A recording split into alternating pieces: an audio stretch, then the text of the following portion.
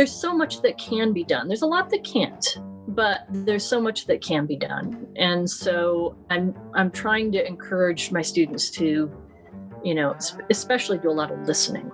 That's really one of those gaps. They don't have time to do the kind of listening that I feel like would be really beneficial. I can't say enough good things about today's guest. I've had her on the podcast a couple times before in different circumstances, and now here we are in very different circumstances, and we're actually chatting about that today and how she's coping. I'm Jason Heath. This is Contrabass Conversations, and Susan Cahill is one of these Renaissance people in music, really. She's in the Colorado Symphony, but that is only a little bit of what she does. She teaches at the University of Denver at the Lamont School of Music. She's a composer. She runs her own groups, multi-instrumentalist. We talk about all that and more. And if there's someone to make you feel better and to get inspired during this current pandemic, it is Susan Cahill. So I really think you're going to enjoy this. Going to jump right in. And just a quick shout out at the front here to the folks that have sponsored us for so many years. Thank you to Modacity Music, A440 Violin Shop, Kolstein Music, Steve Swan String Bass, the Bass Violin Shop, Upton Bass, and D'Addario Strings. If you need anything in terms of gear or services, look those folks up. They're all linked to in the show notes. All right, here we go with our conversation with Susan Cahill.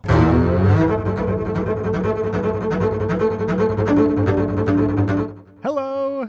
Hi, how are you? I'm good. How are you? Oh, as well as I could be doing. Yeah. How are things going over there? Fine. It's pretty creepy outside in San Francisco. We've been locked down for maybe a little bit longer than you, maybe like a week longer, I want to say. I'm not sure exactly. Are you sheltering in place? Is that happening for you now too? I am. And actually I came straight from California to here. So I had a sense of what it was like at the time, because I was in San Luis Obispo, which that county didn't, I think maybe had 2 cases at the time, but everything felt like the walls were closing in. Like, I had rented a car to make sure I could get out and all this stuff. So yeah, I know what you mean. It is creepy. Yeah. I was scheduled to go to Chicago, and that certainly didn't happen. So canceled all of that. I would still be in Chicago right now, but I made the plans, and I thought surely this trip will be canceled, and then it did. So, but what were you doing in San Luis Obispo? I love that town. Oh yeah, it's awesome. That was actually one of the reasons I reached out to you is because of that. I was shooting an episode of Now Hear This. So that's and we got it in just under the wire. They moved up the shooting schedule as much as they could, and then we just kind of all fled for our respective homes. So it was. And then, on the airplane, like, fortunately, there's a direct flight from there to Denver. So I could, I just, sat like this and didn't touch anything. And, it was pretty crazy. But I'm really glad we got it done, because it was, trying to reschedule stuff like that is a nightmare. Oh, so. Yeah. And yeah, well, I'm glad you got it done, too. Is there a release date set for that, or is it kind of in the works right now? It's no, because of COVID. I just reached out to Scott Yu about that, and he said he doesn't know. I mean, I imagine it's it's through the Great Performances series, so I imagine they'll release it sometime in the fall. That was the original plan. It just kind of depends on when they can get the rest of their episodes done. So, yeah. No clue. As I have no clue of anything right now. Yeah, I'm sure. I wanted to ask you before we get too far into this. Have you had any updates from Amanda or her family, Amanda Johnson, about how she's doing? I haven't heard anything since. Well, I did at the very beginning of March. I was at the Pittsburgh Bass Symposium, and the first piece was dedicated to her. and she's just going through a lot of, like, I think from being in a coma for a while, she just she's had to have some surgeries and the like to sort of so I think that she's she can't communicate, but she's can understand and process and what's going on. So we all did a shout out to her and a wave. Someone filmed it, and her partner was there. And so, yeah, it was. So I don't know how she's been faring the last month since then, but so she's progress. She is recovering, but it's a slow process.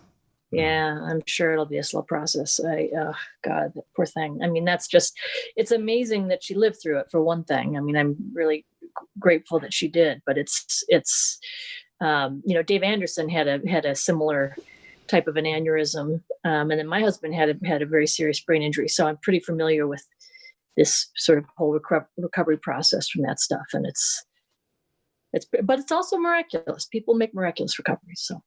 Yeah, it makes you realize how precious life is. All of these things like that, because I was just chatting with her in June at the ISB convention, and we did a podcast, and I've known her for years, and then all of a sudden you hear that news that brain aneurysm, and then.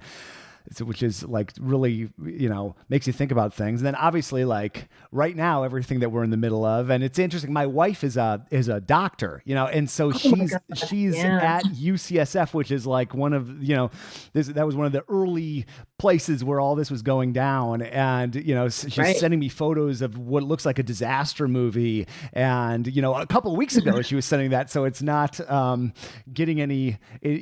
Things have started to the rate. I think things, we haven't flattened the curve, certainly in California, but I think San Francisco in particular jumped pretty early on it. So I think but who knows? We'll see. I've been doing a few podcasts and this has been happening. I've been trying to be very clear about what date we're talking about what's happening, because things are changing so fast, Right. Yeah. Oh, well, I hope she's able to stay safe. And are you guys, is she quarantining, or is she living with you, or what, how is she handling that? No, we're living together. We're in the process of moving, which is like a hilarious time to be moving. But wonderful. But the good news is I'm in my old place right now, which is still my office. But if I turn my head to the right, I can see my new place. We're just moving like the next building over. So it's not like across town or anything, but it's sort of a funny time to be doing that.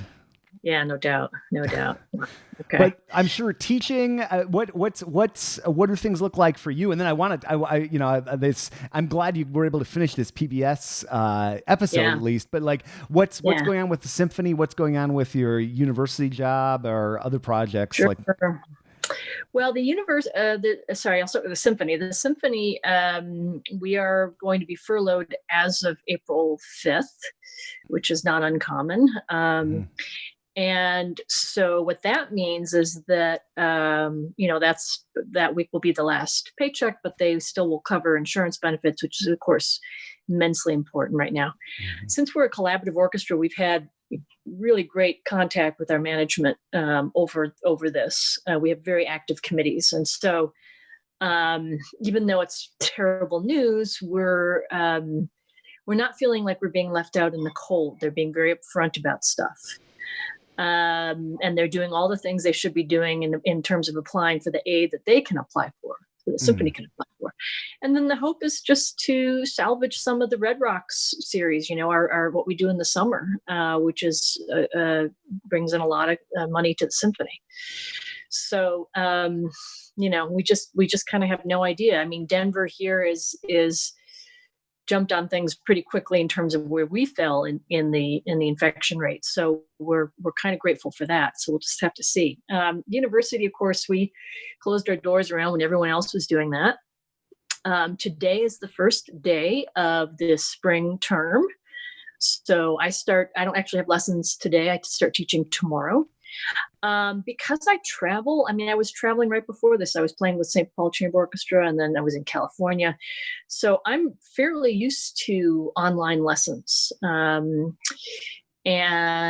it's fairly fascinating because of what I found in the years of doing that is that there's certain things you cannot attend to real well. You can't attend to sound quality all that well. But there's an upside to that, because when you take that out of the picture, you start seeing other things that maybe you ignored as a teacher before that. Like, oh, wow, their bow's not straight. Oh my gosh, that's crappy hand position. And as a teacher, I'm like, oh, I let that go. I ignored that because I was worried about this scratch or that sound, and so there are some benefits if you look for them. And of course, the better equipment people have, the easier it's going to go. But not everybody has an external mic, that with a USB for Zoom. So I'm teaching orchestra rep this quarter, and that'll be a little bit more challenging than just lessons. And I feel for my colleagues at the music school who have to do like music history and theory and piano. I'm like, oh Lord, I don't know how they're going to handle that. But my comfort level for what I have to do is fairly good. I'm happy about that. But the students are pretty freaked out. I mean, Sure. I spent a lot of time, talking people down out of trees, reassuring them, yes, we're going to finish your recital. Yes, we're going to get your degree done. We're bending the university itself, even though these kids were on spring break last quarter. I mean, it felt like a full-time job last week with all the emails going on between the faculty and the administration. So I think we're poised to take good care of them. And I'm sure all the other music schools are doing the same thing. I mean, we have a unique problem in the online teaching world. It's funny.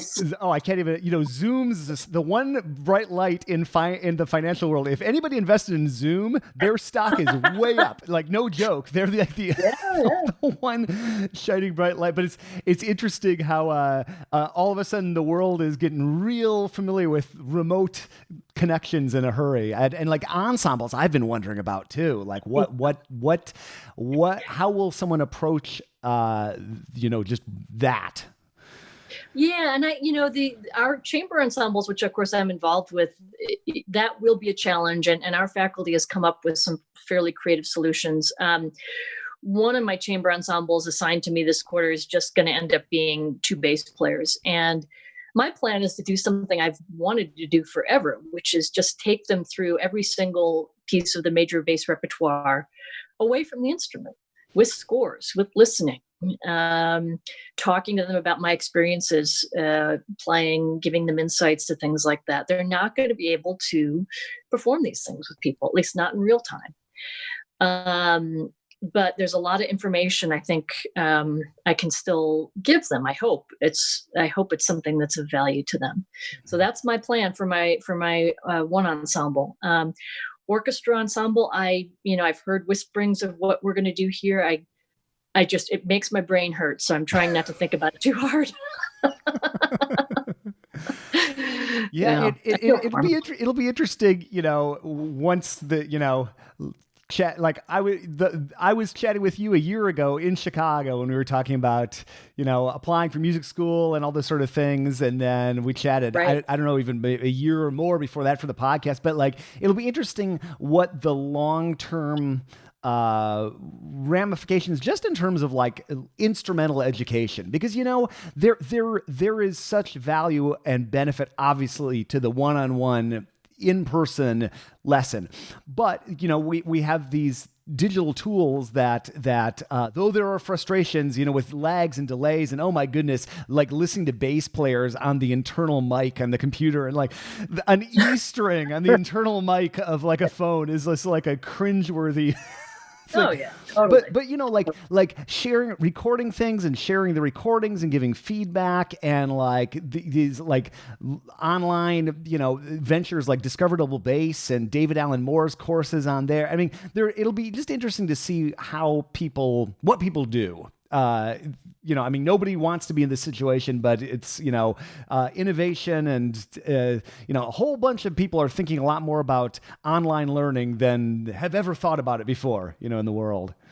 That's true. I mean, many years ago, I think it was 2012 or so, I was in Medellin in Colombia and at a festival that a friend of mine runs, and the bass players there were predominantly from the city. And so they didn't, have a lot of means.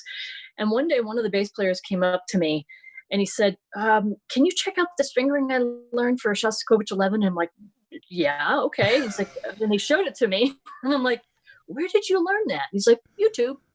And I'm like, oh, okay. I mean, there's so much that can be done. There's a lot that can't, but there's so much that can be done. And so I'm trying to encourage my students to, especially do a lot of listening. That's really one of those gaps. They don't have time to do the kind of listening that I feel like would be really beneficial.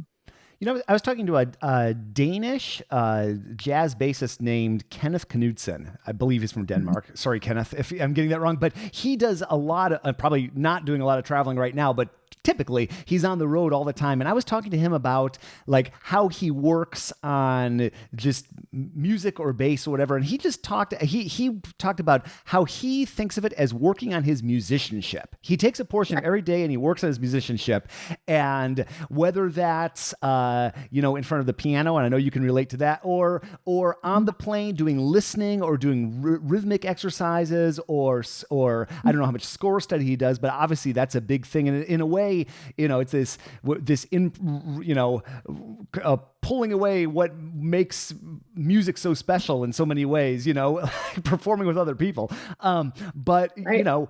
Doing more score study like what you're doing or are planning on doing, walking through the bass literature like that. It's interesting. Mm-hmm. And I've thought a lot about how much over the years I've spent saying the same thing to students, that probably a better experience of that would be like filming it in the best possible way and then consuming that online away from me. And then that time with me, that in-person time, becomes so much better because you have that shared knowledge you've all kind of drawn upon. So it'll be interesting to see if more teachers start to experiment with,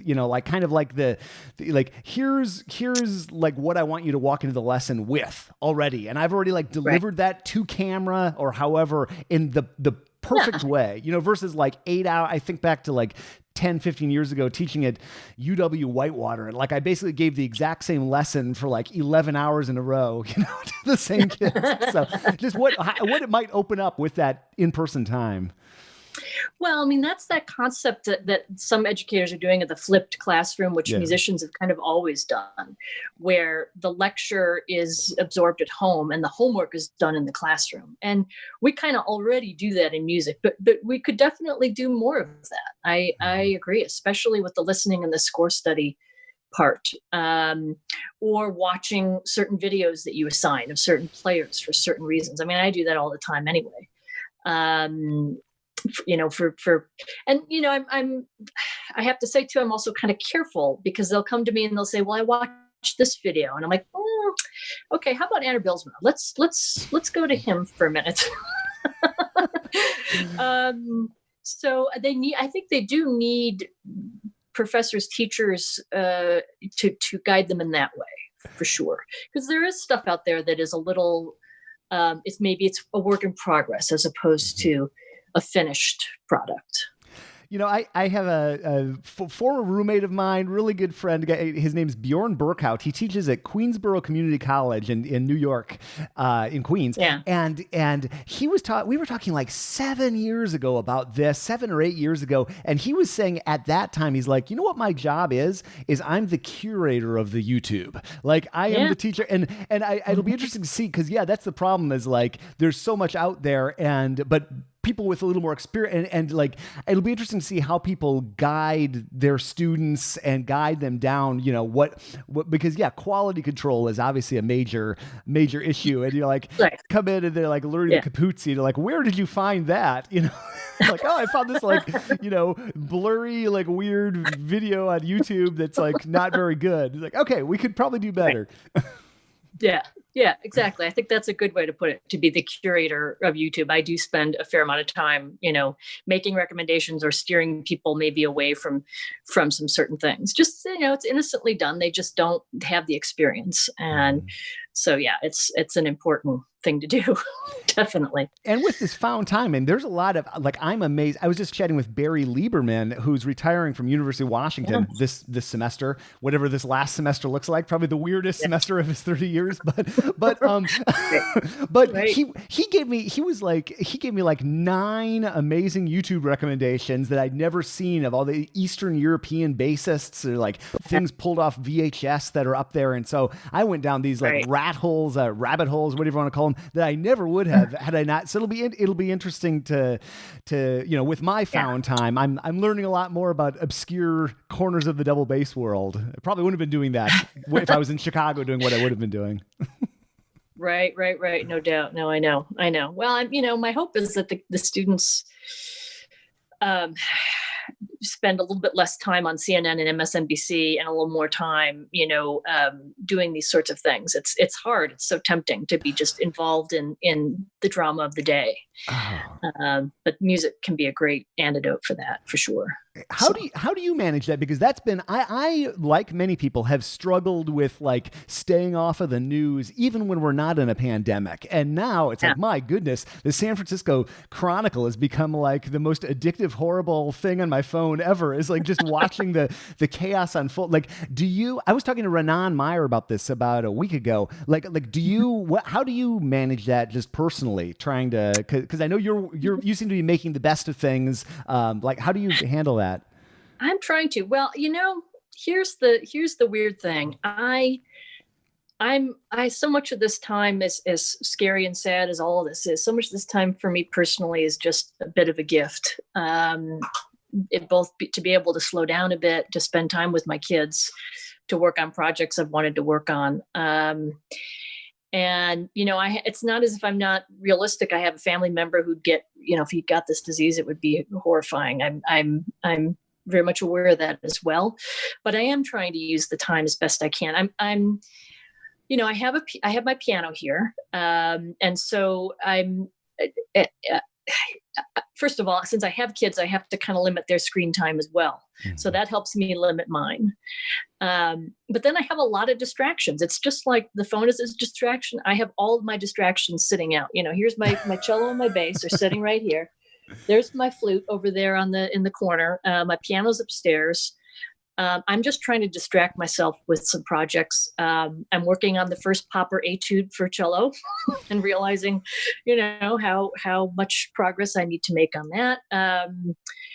I started last night working on the Schubert impromptu that I love, just things that I love. I'm trying to do things that I love so that it really attracts me away from the instantaneous of what's happening.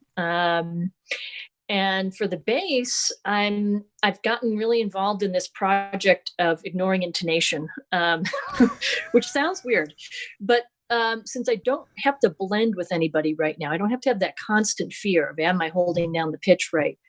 I've just decided to focus on sound quality and to see where that leads me with good pitch. We all know that that's a big factor with good pitch. But to really explore that, I do this exercise with my students sometimes where I'll just hold my finger, just nail it down in one place. And then I'll move the bow up and down, from the bridge to the fingerboard, and they'll hear the pitch change, of course, which will happen. And a young student will go, "Oh my God, I didn't realize you could be so out of tune with your bow." I'm like, yeah, that's a major problem for a lot of players. And then, so if they've got that going on, and then that creates some instability in their left hand, some unease, then their target on the fingerboard gets wonky, and then their seal of the string gets wonky, and then it creates this huge feedback loop. So I'm allowing myself to make really definitive intonation mistakes for the sake of great sound. I guess what I've noticed is that it never bothers me when someone plays out of tune with really great sound. It's like, okay, that's just a clam. But someone who plays out of tune with a bad contact point or bad sound, that's really irksome. Mm-hmm. That just doesn't appeal to anybody's ears, I don't think. So that's been my kind of fun project. I mean, it's twisted that sounds fun, but it is fun for me. Well, it's interesting. It's interesting how intonation and tone, how wrapped up they are, and especially the wind world, the wind instruments. Yeah. That's such a huge thing. Is like being in tone results in being in tune a lot of the time. If anybody who spent time in a wind ensemble, especially I used to teach high school, so I heard that a lot in like the various bands, even the top bands. It's interesting how, and Nathan Cole, he assistant or associate concertmaster of LA Phil, whatever the title is, second chair. He does a lot of videos about practicing the violin, and he talks a lot about tone. It's like anything he does, no matter what, it's always with great tone. It's tone above all. And so that's a cool project you're embarking on. Yeah, I mean, like I said, it's like I think we just get trapped as bass players, especially. We get so worried about being called out for bad intonation. We get so concerned about that. That we start to really prioritize our left hand situation so much more. And so I'm just trying to find different ways to help myself and to help my students, to really try and convince them. It takes a lot of convincing of people. That your left hand is, especially after you get a certain point in your technique, your left hand knows where to go, knows what to do. Just focus on what your right side of your body is up to. Tim Pitts came to Lamont shortly before everything went down the tubes, and he talked about, to my students, just memorizing those angles in your left elbow. Especially because you often can't hear yourself in orchestra, and just know that what that spacing is at a certain point in your development. So I think that's a good thing to remember, and a good way to help focus on your right side instead of being so obsessed with the left side. Well, it's so easy to be obsessed with the left side. I mean, the thing I tell my students, like that's, or people, if it comes to conversations, it's easier to be objective about the left side, right? It's on D, or it's sharp, or it's flat. I'm on first finger. I'm on second finger. Exactly. I remember back in college, or maybe it was in the Civic Orchestra in Chicago, some more shared history of ours. Pinchas Zuckerman came and conducted, but he also did a master class. And I remember him talking about the bow arm as his bank account. It's like the better it is, the more money you got in there.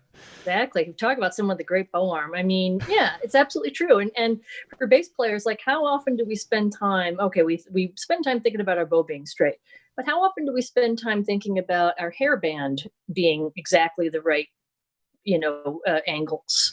Are we too much to the side? Are we wavering all the time? Even if our bow is perfectly straight, if the hairband is shifting back and forward to the scroller to the bridge, that affects the intonation. And sometimes we do that for effect. As a matter of fact, Pinchas Zuckerman's story, I remember this. We were playing Vivaldi with him in the Colorado Symphony, and people were having trouble getting as soft as he wanted. He said, okay, I just want everybody at the final, inch of your bow to just turn it just severely into the side of the hair, towards the scroll. And then you'll make that perfect diminuendo that I want. And, we're like, oh, duh. Yeah, of course. So, but that also can, people, when they make their bow changes, all those little hairband angles can go awry. So, but then, you focus too much on that and you can end up with a stiff bow arm. So it's just kind of I'm just trying to find out where those boundaries are for all that stuff. How often do you practice cello? Is that, I mean, maybe more now but is that a common thing for you to do? It is. Right now I have a really crappy cello because here's some Chicago shared history. I traded my cello for a microphone. I traded my cello. I traded my cello for my nice cello for a bass bow. But I do play a lot of Bach on the cello, and I force my students. I keep a cello in my studio. I force my students every once in a while to play a few bars as well. So that they can feel that ease and then try and imitate it, even though it's certainly not as easy. I've been playing cello since high school, and so I can't say that I'm very good. I'm probably the world's loudest cello player just because, being a bass player. And my bow arm probably is not anywhere close to what it needs to be. But I really enjoy it. I enjoy thinking about how to transfer the ease onto the bass. I enjoy the mental mathematic gymnastics of the fifths to the fourths. I was teaching pedagogy last quarter, and so we always have a segment on Viennese tuning, and I make them part of their exam is playing a little bit of stuff in Viennese tuning, and it's just to watch like the smoke come out of their ears, trying to figure this out is. I don't enjoy it. Don't get me wrong. It's not like I'm enjoying it, but it's helpful. I really like people to have to think that hard so that they can be as flexible as they possibly can be when they're thinking about playing or writing or anything to do with music. I'm a pretty lousy cellist, but I love playing cello. And I've gone through periods of time, especially when I was teaching high school, and I had access to lots of cellos. I found myself actually sitting down and practicing the cello and working on scales and playing a few things. And boy, it's so fascinating. And then going back to the bass, I love that feeling. I play a little violin too. I'm probably an even worse violinist, but I would play along with my students, and it got depressing actually because I realized at a certain point I could actually play way faster on violin than I could on bass. Like my brain just fired faster. It's such a different experience. And I thought this shouldn't be. I played this other thing over here for like 30 years. I played this thing but it's a really interesting musical experience. And I know, it's cool that you've got the cello background and then certainly your piano background. And then you play some flute too? You said you were practicing flute? Yeah. Yes, very badly. I don't play flute well at all. That's something I took up in high school kind of just for fun because a friend of mine played flute. But I enjoy it. And I enjoy, I'm at altitude, right? So I get dizzy after like 5 minutes. But I just, again, it's just fun. It's just like a release. I try and play goofy solos from the orchestra rep that I know I can get through. I try and get a little bit better. I don't hold myself to any kind of task with it. I'm not trying to be like I am on the bass.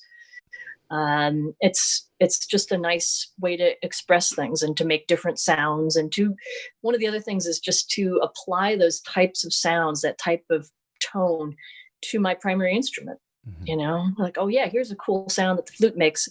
How can I imitate that on the bass? So, it's just fun. I mean, I'm just a geek that way. And, like I said, it's a good distraction. I have them all out, all laying around the house right now. My son plays trumpet. My daughter plays viola. I haven't picked up their instruments yet, but, but I figure it's like having cookies around. If they're around, you'll eat them. If the instruments are just sitting around, you'll probably pick them up and do something with them. Yeah. So I love playing viola, especially when I was back when I was teaching high school and I was practicing cello some because, you've got the same tuning. For a while I felt like I was losing my mind trying to read alto clef. And I finally just made myself, I got good enough to get, kind of be a mediocre violist in my high school orchestra viola section, but that's a fun one. Well, so what else have you been up to? What else have I been up to? Well, I've been doing some writing. I started I've been wanting to start an orchestra piece, a short one, because one should not dive into writing an orchestra piece with a symphony. So I'm forcing myself to get some stuff down on paper for an orchestra piece, a short 6 or 7 minute piece. I was going to call it COVIDture, but I decided that might be too insensitive, so I don't think I'm going to do that. But yeah, so that's been really interesting. I have been just realized I should learn some more jazz standards. So I've been picking up my fake book and going through some of that on the piano. Yeah, I mean, that's just any of that kind of stuff to distract me or to kind of move the ball forward. Like a lot of people, I don't know exactly how this whole income thing's going to work out past, June. And so I'd like to be ready to do whatever I can. My band, Grand Orchestra Navarre, which is this salon orchestra that we have of mixed instruments. There's 4 of us, but maybe we'll start doing some more concerts and some smaller concerts. I get the sense, and I'm trying to encourage my students to do this as well, that people will be ready for music, but maybe not in large groups. at first. And so if you are in a small ensemble, now's the time to get your PR up and running, to make some contacts for the wedding season, to, write some arrangements, to get some things rolling so that when things open up, you're ready to participate. And so my band members and I are thinking along those lines. And we really enjoy playing together too. So that's something to also look forward to. So that's a lot. And then I'm hoping too that the PBS series that I just shot will help things in the future, and expand what I can do in the bass world. I'm really grateful about that because it's a really cool show. Have you seen it? Have you seen any of the episodes? No, but I'm going.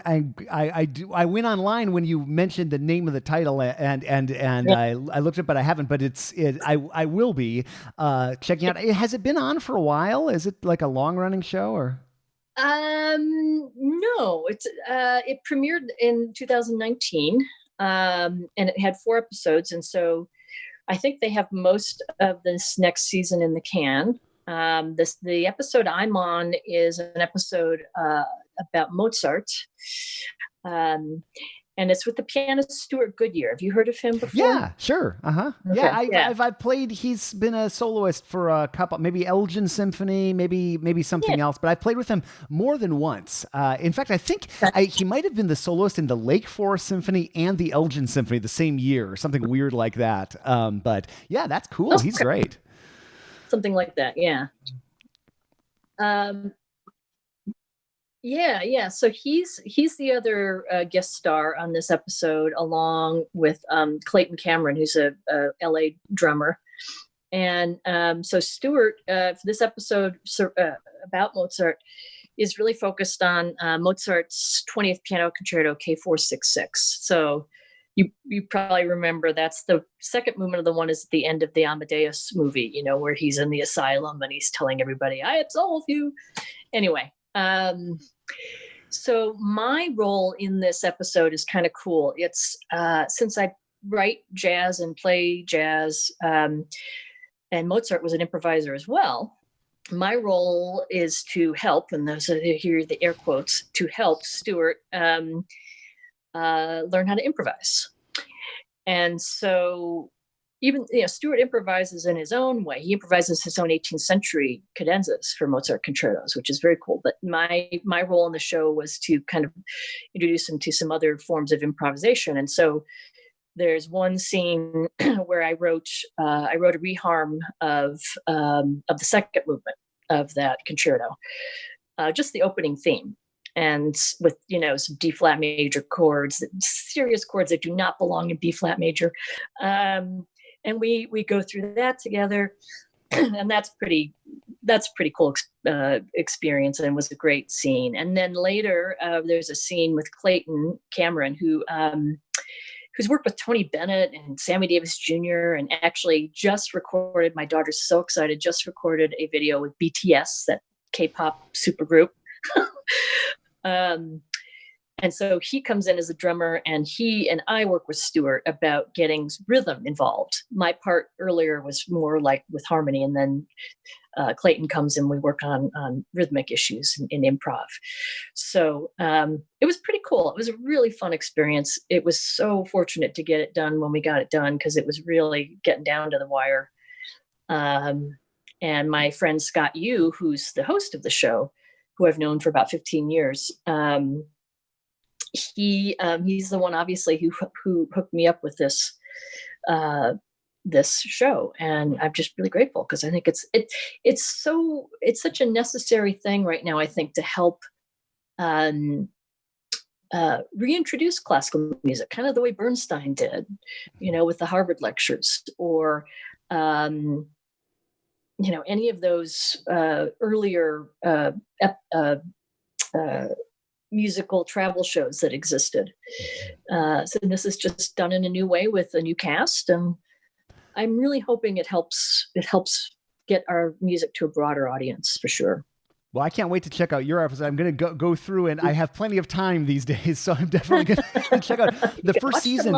I just did a very different kind of shoot, but I was in the UK. I was doing a couple of bass courses for Discover Double Bass, and it was really interesting to be, and it was really interesting to be on the other side of the camera. They had 3 camera people, and I'd sort of planned out everything, but I'd love to know like a production like what you're talking about with PBS, like what was the behind the scenes, or like was there a script, was it improv, like just what was that whole working process and like filming like? I think it's got to be fascinating. Probably most people listening to this haven't had any experience like that.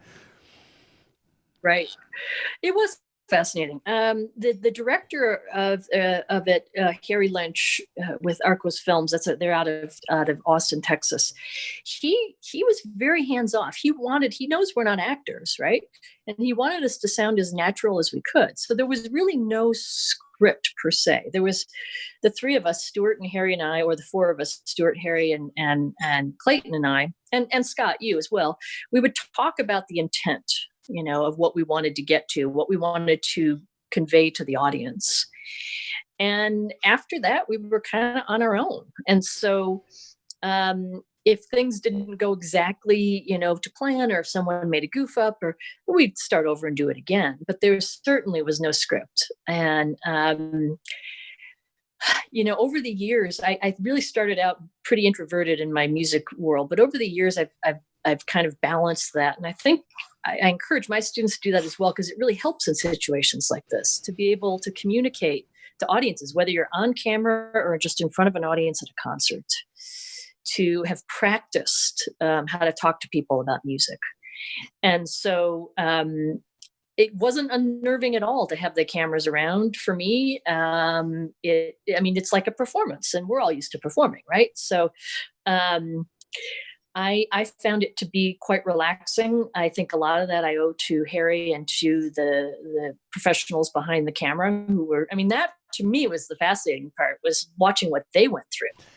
They're rigged up in these huge things that look like they weigh 300 pounds, and they're resting on their body, and they're walking around, and they're talking about shadows, and they're, it's just like all this stuff. I'm like, shadow? What shadow? I don't see any shadow, It's fascinating. It's so interesting. I learned so much myself from that discoverable bass filming, because I do something, and then the feedback I would get, it was all about like the visual or the cinematic aspect of it, or the way, and it was so things I don't even consider, and so right. I love being around other professionals in a different medium like that. Yeah. And just it's super fascinating.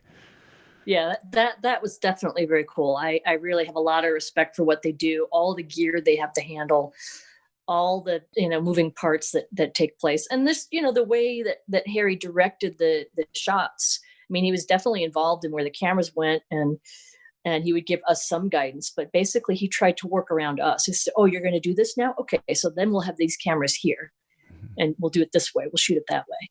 So that was pretty cool. Wow. Well, I love that. I love that you did that. That's so cool. That's so cool that opportunity unfolded like that. And you're somebody I've thought of as like a particularly good role model for so many people going into music. Just in many ways, you've got such a diverse set of interests, and you've got your hands in so many projects, including a full-time orchestra job. So there's that, and then the university job, right. But then all with composition and the multiple, chamber projects, and your interest in jazz. And and I'll link up to when we chatted a few years ago so people can hear your whole history, but it's really cool that you're already thinking about what things look like on the other side of this pandemic. And that's a good observation for sure. Like people are going to want to congregate soon, but I don't know when the Golden State Warriors are going to be getting up and running again with their 20,000 people in the stadium. Right. Right. No, I think it's true. And we just should be prepared for that. And even the orchestra should be prepared for that and think about how they can send out smaller ensembles, which I'm sure our orchestra is doing. Yeah, well, I just I have a lot of different interests, and sometimes it's even hard to corral them. I forgot to mention my other thing that I'm working on was with my writing partner, John Wilkerson. And we had done the iTunes user agreement piece a couple of years back, and then this past summer at ISB, we did our new piece that we did called "The Transmigration of Isaac," and so we're working on refining that. We were supposed to do it on my recital in April in Lamont. Of course, that didn't happen. But we want to do more projects together. We also want to do a project where we teach improvisation in different formats, because he's an improvisational actor. So, he's someone I'm keeping touch with as well throughout this time, and figuring out what our next steps will be for that, because that's just such fun. I mean, there's no rules, right? Like, I think musicians, we spend a lot of time learning rules, and then we really need that outlet of how to break them and how to make that appealing to people. Not breaking them for breaking's sake, but still, like John and I were always trying to think about the audience and what are they going to get out of this? What are they going to like? And what it will appeal to them as well as appeal to us. So that's fun too. Well, I can't wait to hear how that unfolds. And yeah, getting especially people with a classical music background or a bachelor's and master's in classical music, then getting them to open up and be comfortable improvising is endlessly fascinating to me. I've been at American String Teachers Association ASTA conference and seen that. I've talked to Peter Seymour from Project Trio. I know they do a lot of work in terms of that. And I think what the students need in order to feel free to do this, ultimately, and this is really my deep belief that I hope something will come to fruition with this after this, is what they need in order to have this freedom is they need less debt. They need music institutions that do not put them in crippling debt. And if there's any difference between me as a student and the students now, I would say, me as a student, I had no assumptions that I was going to make money. Okay. I just knew that maybe I was going to be okay, but I wasn't going to get rich. And students know that as well. But then on top of that, they have this crippling debt. And that's something I didn't have. I had some debt, but not a lot. And that's really the push. If we want our art to survive, if we want to train musicians in a university setting and have them do all these cool, fun things, we have to get them out from under the debt. They deserve that. And when I tell my students, when you're walking down the street at DU and you meet a business student, shake their hand because they paid for your education. That's how it should be. So I just hope that doesn't get left out of the conversation after all of this passes, because that's really what's stopping these students from exploring all these different avenues that they could be exploring. And you never know where those avenues might lead. And so I couldn't agree more. And that financial pressure, that to figure out something now, because these bills are coming due, that's like the opposite of what you want to be doing as an artist, and just being able to take a chance, willing to take a chance. It's something I remember reading maybe 4 or 5 years ago, the electronic music artist Moby.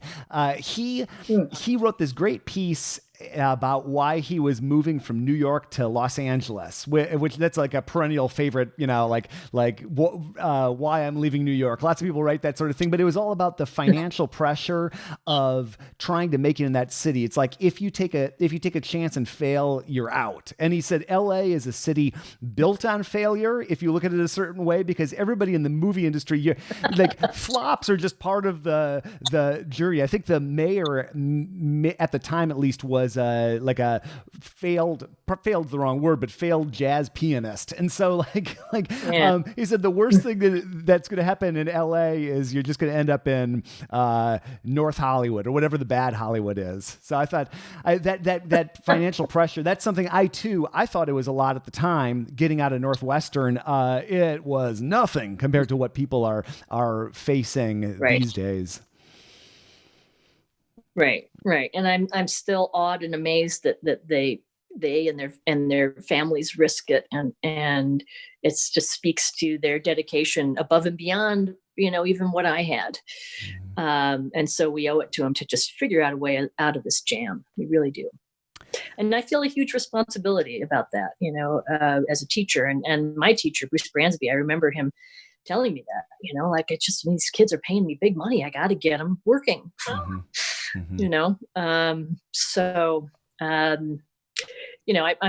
hope that people see what I do as, giving them options for how they can plug holes and make money and have an income.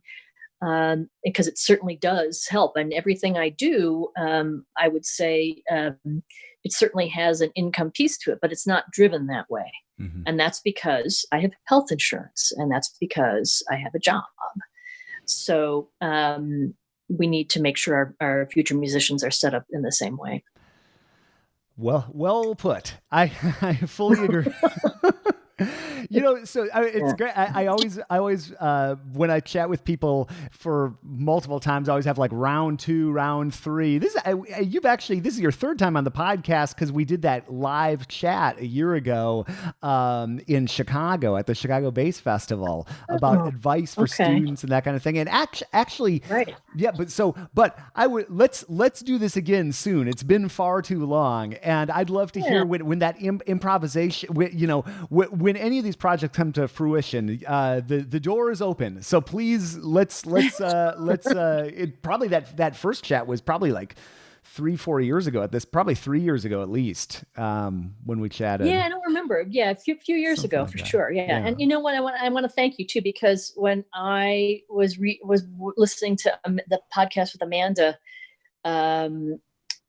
you said something. You were talking about female bass players, and you said, I've had guys reach out to me all the time to be on the podcast. I've never had a woman reach out and to be on the podcast. And the minute you said that, it hit me like a ton of bricks. I'm like, Susan, you idiot.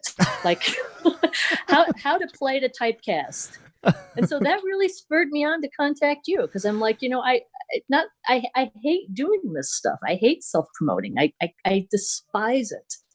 But I feel like I owe it to other female bass players to do this, to force myself to do this. So it only took me 4 months after I heard that podcast. Well, people listening, reach out, because I reach out to a lot of people proactively, but it's much more random on my end. It's a lot of just random, people, I get suggestions are the best way. Or if you know somebody who's doing something interesting out there, male or female or whatever, suggest it to them. But me personally, a lot of it is really just like late at night on Facebook, randomly scrolling through things. Like I'm chatting with Mary Javian, who I've meant to have on the podcast. I've played with her over the years in different groups. She's like a perfect guest. Yet here we are 13 years in. I still haven't had her on the show, but we're chatting next week. We both have a little more time on our hands. So. That's great. Well, I appreciate what you do. Absolutely. I think it's great for the community. And, especially now, I think it's a really important thing for people to have this connection. So I appreciate it. And I can't, let's do it again soon. We don't even have to have a reason. We can hop on, but I'm sure there's always a reason when you've got like 9 different projects, going at once. So. Well, especially if you got a month to do nothing but that, and that take care of your kids and cook and make sure your house doesn't fall down. Those are my big projects for the month. So okay, mine are similar. That plus minus the kids, but plus moving. So yeah. Susan, thank you for chatting. And folks, you can look her up on her website, susancahill.com, and check out her previous appearances on this podcast. We've got that linked up in the show notes as well. By the way, Susan is going to be one of our featured clinicians at the International Online Bass Summit coming up in June. What? You haven't heard of the Bass Summit? What's going on? Well, thank you for listening to the podcast, but now, I guess maybe you'll listen for a couple more minutes, but after that, go to basssummit.org and check out what we've got cooking. Gary Carr, Francois Rabath, Chichi Nwanoku, Christine Hook, Dashun Zhang. Boy, I think those people have all been on the podcast too. Those are some of the headliners, the special guests. Barry Green and I have been working on this behind the scenes for a few weeks, and so it's really, or months, I guess, at this point. And we're really looking forward to it. It would be great to see you there. What else is going on? Lots of good weather here in San Francisco. This time of year, May, that is pretty nice times for here in California. And where we are, particularly in San Francisco, we're in this beautiful area called North Beach, Telegraph Hill. It's where all the old beatnik poets used to hang out. And it's one of the sunnier, warmer parts of the city.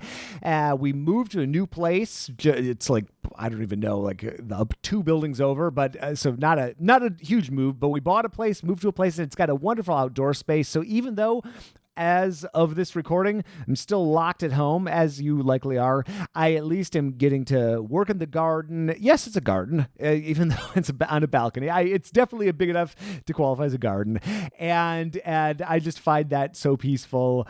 Trying to run. I had probably 7 weeks where I wasn't doing anything physical really, which is really bad. I don't know if I've done that since I was a freelancer, but I was just kind of depressed about everything we're going through. And finally, a couple days ago, I said, all right, this is ridiculous. Started running again, and that's really helped me get a sense of control over my life. It's great to hear what Susan's been doing to get a control over her life, and let me know. Reach out. Feedback at contrabassconversations.com. Look me up on social media. We do a lot here beyond the podcast. This is sort of the OG content. Well, actually, the real OG content is the blog. It was even before the podcast, but this has been going strong for a long time. I love it. But if you like to read things, check out our blog, doublebassblog.org. If you like to watch things, we've been doing a lot more on YouTube, youtube.com/Contrabass Conversations, or just go to our website and you can find us on all the social media and places like that. If you're not on our email list, join our email list if you like things like email lists. We send out emails every week. We won't spam you. It's not too much. It's just a little bit about what's going on in the podcast and in the bass community in general, and then something a little more targeted. Something doesn't have anything to do with the podcast, whether it's a cool link or a cool site or a resource. So that's what's up.